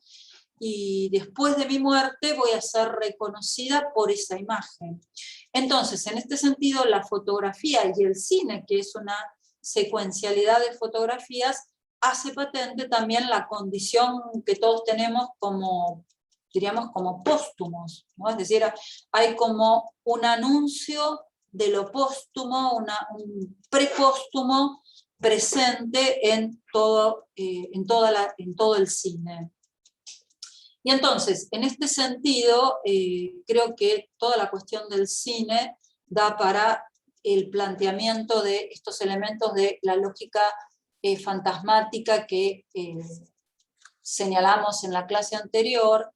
Yo tenía ganas de leer algún pequeño fragmento, pero digamos, no me va a dar el tiempo, pero fíjense que es muy interesante la caracterización que él hace en la entrevista de lo que a él le acontece en la sala de cine, y lo que él ahí señala, ¿no? Él dice, en la sala de cine lo que se da es la escenificación de los fantasmas, y por eso dice cine más psicoanálisis, ciencia de los fantasmas, ¿no? Es decir, muestra de qué manera el psicoanálisis, que se ha preocupado de la condición fantasmática y de los fantasmas a nivel psicológico, con el cine tiene un cruce muy especial, y que justamente habría que pensar de qué manera, así como yo decía anteriormente, ya estoy muerta en la fotografía, en el cine desfilan las fuerzas espectrales, ¿no? Esas fuerzas espectrales, dice Derrida, también desfilan cuando vamos a escribir un texto, y él, bueno, se refiere a sí mismo, cuando como autor voy a escribir un texto, tengo como una especie de proyección cinematográfica de lo que voy a escribir, y esa proyección cinematográfica produce un efecto fantasmático, ¿no? Por eso recordé al principio también esa anécdota de los carabinieri avanzando en una suerte de efecto cinematográfico, porque cada vez que me vuelve a aparecer esa escena, también me pregunto por el destino, bueno, de ese vendedor, que quedó como reflejado en mi mente de esa manera espectral o fantasmática, y también por el destino de los carabinieri. A lo mejor ya no viven, a lo mejor, digamos, ya están muertos, ¿no? Sin embargo, más allá de que estén vivos, el tener esa imagen cinematográfica en mi mente da cuenta de, ya desde aquel momento, en los años 90, de la muerte preanunciada, ¿no? Muy bien, me voy a detener acá porque son -20, y así puedo abrir el espacio a las preguntas. No sé si ya han escrito en el chat alguna pregunta, o si ya está abierto el chat. Sí, profesor, ya está abierto el chat. Mientras abren el chat, yo anoté algunas de las preguntas que me mandaron de la clase anterior. Me voy a referir a esta cuestión antes de ir a las preguntas de la clase de la reunión de hoy. Fíjense que las voy a reunir todas en una sola respuesta, porque lo que me preguntaron en la clase anterior son, digamos, las distintas preguntas aluden a la cuestión del otro en la política, a la cuestión de la comunidad política, cómo piensa Derrida la comunidad política, a la cuestión de la hospitalidad incondicional en relación con la inmigración, a la cuestión del entre dos, y a la cuestión del fantasma. Alguien hizo la pregunta si el fantasma no está ni vivo ni muerto, si puede ser pensado como la ilusión psíquica. Yo creo que a esa última pregunta se ha respondido bastante en la clase de hoy con respecto a el modo en que se puede hablar de una ciencia de los fantasmas uniendo el psicoanálisis y uniendo el cine. Y entonces me voy a referir en general a toda esta cuestión de pensar lo político desde la hospitalidad incondicional y cómo piensa Derrida la comunidad política. Fíjense que, creo que lo mencioné en la clase anterior, Derrida cuando habla de la política, habla siempre de la política por venir y de la democracia por venir. ¿Por qué? Porque él reconoce a la democracia como forma de gobierno, a pesar de sus defectos, la posibilidad de dar cuenta de la diversidad, ¿no? Dice, la democracia es el único sistema de gobierno que conocemos, de los que conocemos hasta ahora, que deconstruye en parte el lugar del soberano porque justamente permite la posibilidad de acceso a partir del reclamo por sus derechos, de digamos, acceso a la voz, reclamando por sus derechos, de las minorías, ¿no? Y entonces, en ese sentido, cuando él piensa la política por porvenir, y digamos, cuando dice por venir, está señalando no algo del orden del futuro, sino algo del orden de aquello que debería ser pensado en términos de la justicia. Recuerdan que yo en la clase anterior hice la distinción entre derecho, que es el ámbito del sujeto calculable, aquel que haría política en el sentido habitual del término como política, digamos, cuando pensamos la política en el sentido habitual y partidocrático, la negociación de la política, el hecho de pensar de qué manera se arman las listas, etcétera, etcétera, y se piensa esa política en términos de calculabilidad y de negociación, frente a esa política pensada en términos de calculabilidad y negociación, que tiene que ver para Derrida con el ámbito del derecho, está la otra política que tiene que ver con el ámbito de la justicia. Y a esa política Derrida la va a llamar la política imposible, pero no porque sea imposible en el sentido habitual del término, sino que aquí también tenemos que tener en cuenta esa lógica fantasmática de la deconstrucción que pone en crisis la oposición tradicional entre lo posible y lo imposible, digamos, de el esquema binario de la metafísica de la presencia, ¿no? Y entonces, la política imposible, va a decir Derrida, hasta ahora hemos soñado la política, hasta ahora hemos realizado la política posible, que es esta política del sujeto, del cálculo, de la soberanía y de la negociación. Es hora de que soñemos lo imposible, y ahí está retomando, bueno, algo que fue uno de los lemas del mayo del 68, digamos, en el cual él participó, y digamos, al señalar esto, él señala que esa política imposible es del orden del sueño. Hemos estado en la vigilia de la política posible, hemos estado despiertos con la política posible, es hora de soñar la política imposible. Y recalco esto del sueño porque fíjense que el sueño tiene que ver también con la condición fantasmática, ¿no? Es decir, todo lo que acontece a nivel del sueño tiene que ver con la intervención de los fantasmas. Por eso los sueños tienen ese carácter que Freud ha señalado como lo unheimliches, es decir, lo que es lo extrañamente familiar, ¿no? Es decir, el mundo del sueño nos coloca en situaciones familiares que de alguna manera están descompuestas en tanto familiares, porque de repente yo en el mundo del sueño, digamos, me puedo encontrar soñando con algo que acontece en mi casa, pero sin embargo, digamos, los lugares se ven diferentes, no habitan en mi casa las mismas personas o los mismos animales que habitan en mi casa en el sentido habitual, y se produce ahí esa sensación de lo extrañamente familiar, ¿no? Es decir, la irrupción de lo extraño en la familiaridad. Entonces, en ese sentido, hay que tener presente esta cuestión de que la política imposible tiene que ver con la justicia, y por lo tanto, como decían que se planteaba en la pregunta, con la hospitalidad incondicional, y por eso, y ahora voy a la cuestión de la inmigración, al otro, al extranjero, se le debe una hospitalidad incondicional en la cual no se le piden las señas de identidad. Eso viene después, eso viene cuando lo inscribo dentro de las leyes de mi propio lugar y de mi propio país, pero hacia el otro, hacia el extranjero, hacia el extraño, existe con respecto a ese extranjero y extraño un deber de hospitalidad incondicional, ¿no? Muy bien, con esto contesto a las preguntas de la clase anterior. Voy a ver si en el chat puedo leer algunas de las preguntas. Dice, en el caso de las obras digitales, ¿también se puede considerar...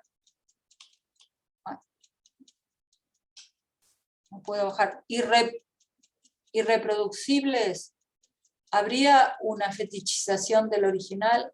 Bueno, justamente las obras de arte digitales creo que son las que evidencian de la manera muy fuerte el carácter maquínico por la cuestión de la reproductibilidad en el ciberespacio, el carácter maquínico de la obra de arte. Pero digamos lo siguiente, cuando comenzó a difundirse el ciberespacio,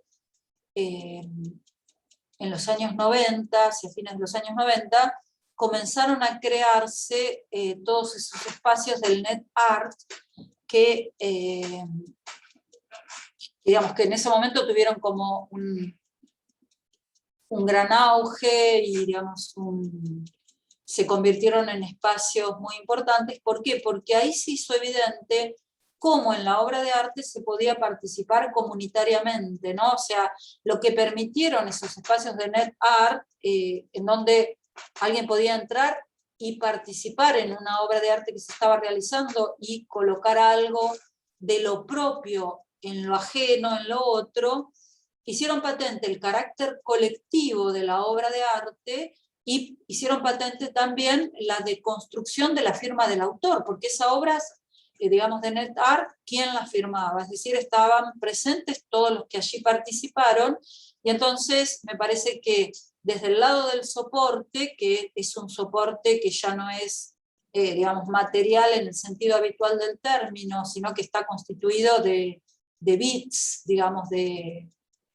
ceros y unos, si queremos ir al fondo último, desde el punto de vista algorítmico, desde ese soporte se producían, y bueno, se siguen produciendo, ¿no?, obras de arte que hacen patente la deconstrucción de la idea de autor, ¿no? Es decir, el autor ya no es el que firma la obra y que ahí está presente de alguna manera por su firma, sino que la obra tiene este carácter de lo comunitario.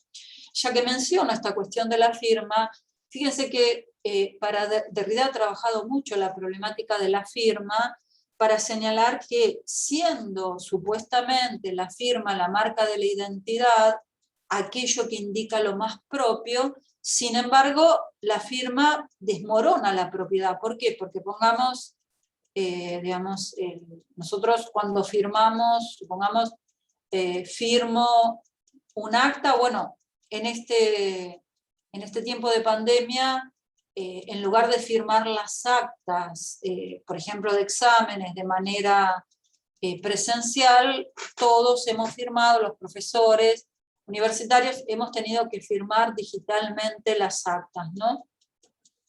Y entonces, en esa firma que incluye mi nombre propio, fíjense que se hace patente que no hay ninguna propiedad de lo propio, primero, bueno, por el medio en que se está transmitiendo, pero sino también en el hecho de que mi firma opera en mi ausencia.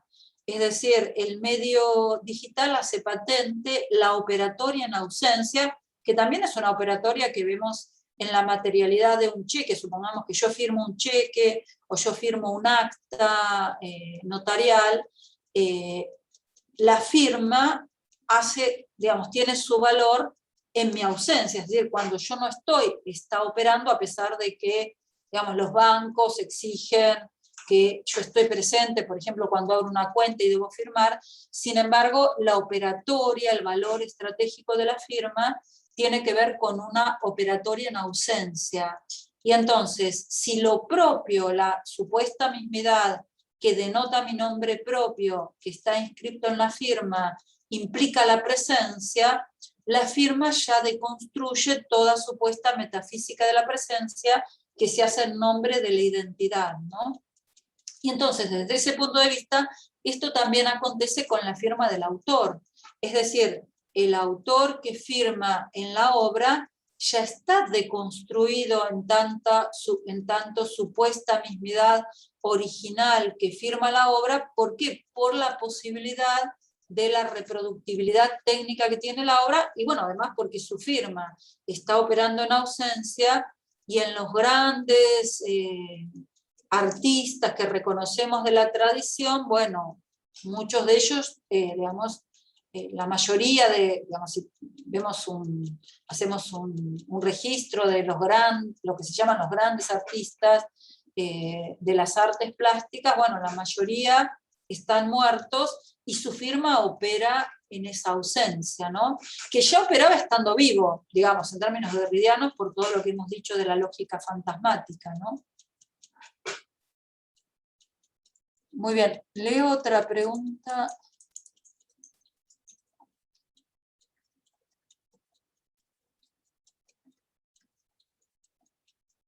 Dice, en la época de la reproductibilidad técnica, el soporte...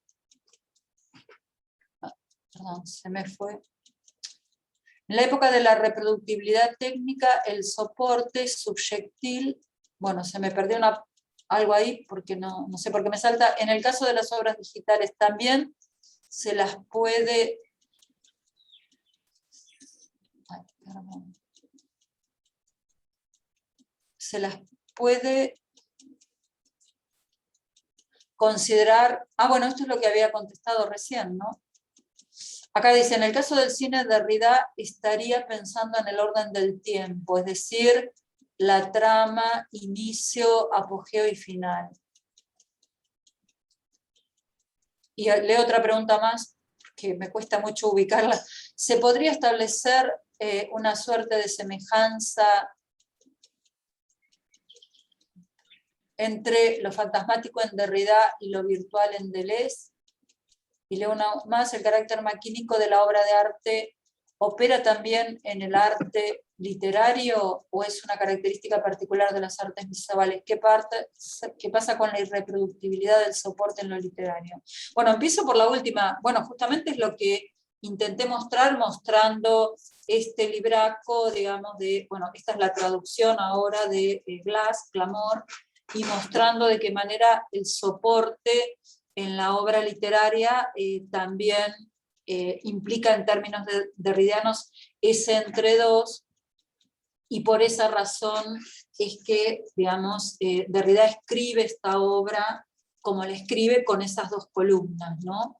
Derrida trata de hacer patente en lo gráfico la ruptura de la idea de unidad del libro, y lo mostré también con esa hojita que señala se ruega insertar, y en eso quiere hacer patente que en lo literario también el soporte, digamos, el texto, el papel, pero hoy en día para nosotros que hemos dado clases virtuales, bueno, por lo menos en Argentina, a nivel universitario todavía no hay presencialidad en lo que es nuestra Facultad de Filosofía y Letras, hemos dado clases con PDFs que tienen otro soporte, ¿no? Y en el cual además se puede intervenir, porque marcamos el PDF para señalarles a los estudiantes lo que queremos recalcar cuando damos la clase, etcétera, etcétera. Lo traemos a la pantalla, lo compartimos. Entonces, yo creo que en lo literario, Derrida quiere dar testimonio de eso, escribiendo como escribe este texto, pero también otros textos, ¿no? De los primeros textos, digamos, otro texto que pueden leer en ese sentido es Tímpano, que muestra también este aspecto de la doble columna. Después aparecía la cuestión de qué pasa en la época digital, que creo que en parte también lo había contestado anteriormente, y si podía hacer una relación con la cuestión de lo virtual en Deleuze, ¿no? Yo creo que sí que se puede hacer una vinculación, pero para hacer esa, digamos, como ustedes saben, hay como un ámbito de discusión, perdón que se me viene abajo varias cosas. Hay un ámbito de discusión entre conceptos derridianos y deleuzianos con respecto a el tema de lo virtual, es decir, daría para muchísimo desarrollo, pero en principio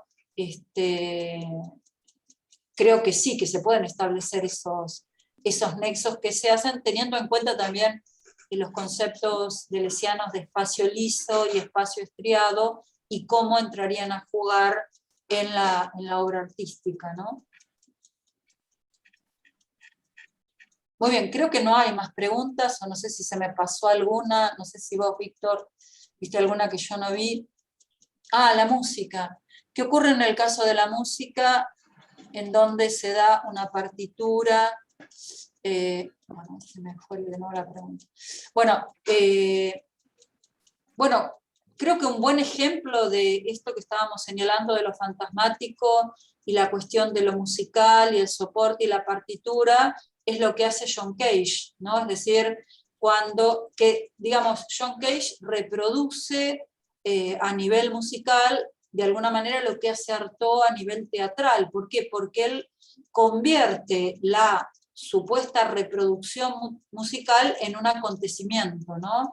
En este sentido, bueno, hay múltiples intervenciones de John Cage en donde se hace evidente, digamos, la cuestión de algo que en general no se tiene demasiado en cuenta cuando se escucha música, no digo cuando se compone, que es la cuestión del silencio, y entonces su intervención sentándose frente a la partitura y no tocando nada en el piano, y bueno, y muchísimas otras, bueno, y también lo que ha desarrollado a nivel teórico, ¿no? Es decir, creo que John Cage sería un buen ejemplo para pensar estas cuestiones, y también estaba pensando en, digamos, en la gran transformación que se produce a nivel musical cuando, antes mencioné la Viena del fin de siglo, cuando se produce esa transformación del tonalismo al atonalismo, y qué es lo que representan las partituras, por ejemplo, para Schoenberg, ¿no? Es decir,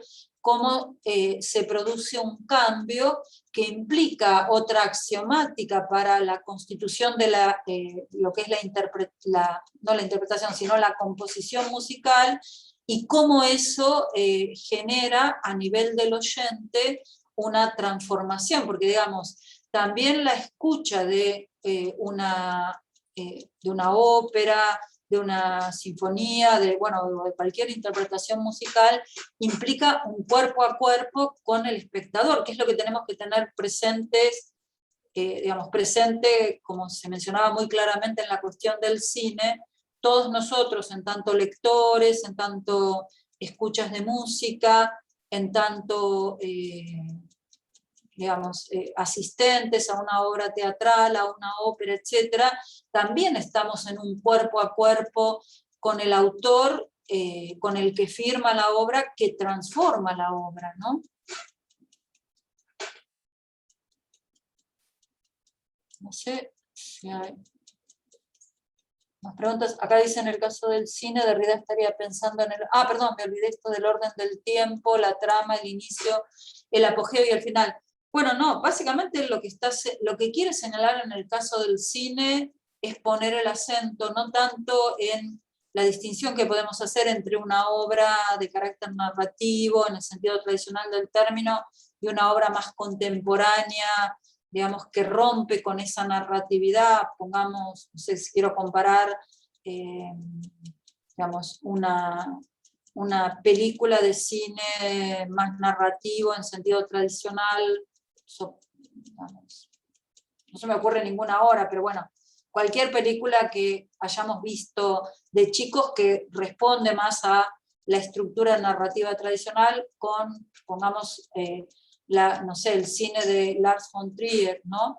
Que tiene una estructura totalmente diferente, o bueno, de otros cineastas contemporáneos que rompen con la estructura de la trama narrativa, ¿no? Y entonces, en ese sentido, lo que le interesa a Derrida no es tanto hacer esa distinción entre los géneros dentro del cine, sino ver de qué manera, en un caso como en el otro, está presente lo fantasmático, ¿no? Porque, digamos, en una película, en el sentido tradicional narrativista, está presente lo fantasmático, porque justamente si yo quiero narrar, supónganse, bueno, estoy pensando ahora no en el texto escrito de La cabaña del tío Tom, sino en la película. Bueno, cuando se filma esa película que sigue la estructura narrativa del texto de La cabaña del tío Tom, ahí se llaman a escena a los fantasmas, no solo de la escritura de la obra literaria, sino a los fantasmas que también estaban en la obra literaria, porque ahí aparecen todas las figuras de los esclavos y toda la problemática de la discriminación en los campos de cultivo de algodón en el sur de Estados Unidos, etcétera, etcétera, ¿no? Entonces, básicamente a él lo que le interesa no es la distinción de géneros. Recuerden que dijimos en la clase anterior que justamente Derrida como que, digamos, confunde los géneros, ¿no? Es decir, muestra la contaminación de los géneros, ¿no? Por eso, básicamente, lo que le estaría interesando es cómo se ponen en escena, tanto en un caso como en el otro, a los fantasmas, ¿no? Y cómo nosotros, trayendo nuestros propios fantasmas a escena, nos confrontamos con esos otros fantasmas. No sé si...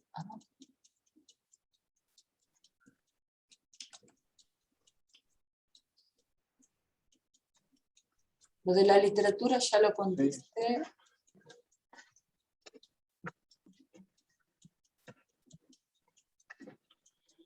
A ver, el carácter maquínico de la obra de arte opera también... en lo literario esto ya lo contesté. Bueno, creo que contesté todas las preguntas, ¿verdad? No... Sí, sí, sí. Creo que no hay más. Sí, bueno, pues muchísimas gracias nuevamente, Mónica, y gracias a todos, y los invito mañana a la tercera y última sesión del seminario, que será sobre el tema de los animales. Entonces, nos vemos mañana a las 2 de la tarde de Lima, 4 de la Argentina. Gracias otra vez a todos los asistentes y a ti, Mónica, por la clase de hoy. Bueno, gracias a todos y nos vemos mañana. Perfecto. Hasta luego. Chao, chao. Chao.